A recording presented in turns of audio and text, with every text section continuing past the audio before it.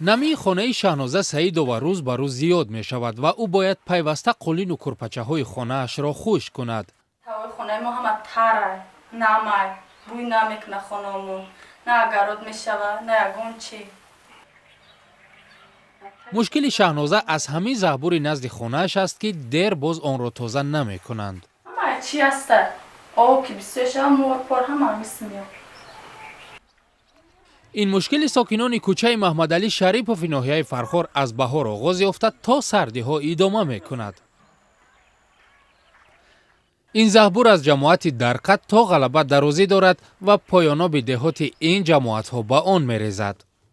خونه پری آب شده، توالت همه جا پری آب دیگر را گذاشتن نشود. اینم طلب و مکتب برم اگرم تای ترسی کنم بزگرم بعد برم.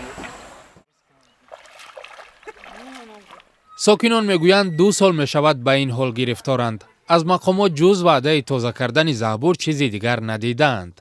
از بیرون به داخل خانه درماگه به تفندم این سوز سرال دادگی شورای ایسوبی نمونکی همی زمین ها ایسوبی نمونکی همی زهبور زهکشو در اگرات ما زمین نزدی حالگی در یگون چیز 4-5 بار ما پرورده و تخمی و دیگه مثل دونگی آورده شنوندیم یگونتش نبرومد درختو ما قوشیده ساز درختی تودمون میوه زردولو درخت سیافتان.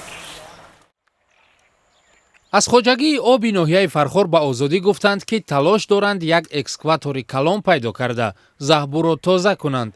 ساکنان نگرانند که مسئولین اکسکواتور نمی‌یابند و کودکانشان در این خانه های نم بیمار میشوند. طبیبان آنها را از این عاقبت آگاه کردند. خانه کفیدگی درون این خانه کفیدگی اینا چیزو پدرکونی که کفیدگی بیرونش هم خیلی خونه و خیلی کفیدگی خیلی ضرر بودگی